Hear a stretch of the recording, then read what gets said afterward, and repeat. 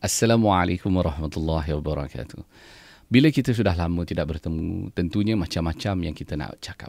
Kita mungkin nak berbual tentang rumah kita yang baru, kemewahan kita, kemajuan kita, pencapaian kita, pekerjaan baru, isteri baru.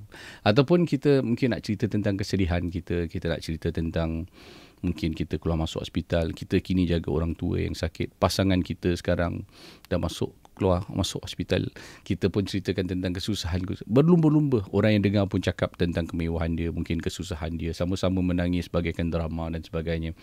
Tapi apakah kebaikan yang kita dapat dari perbualan seperti ini? Pastikan kita bertakwa. Kembalikan segala kesusahan, kesenangan, puji Allah Subhanahu Wa Taala. Dalam perbualan kita, jangan kita lupa Allah. Kita harus bertakwa dan pastikan semakin kita bercakap, semakin kita bertakwa. Semakin kita rasa takut kepada Allah Subhanahu Wa Taala dan kita balik dalam keadaan tidak berdosa.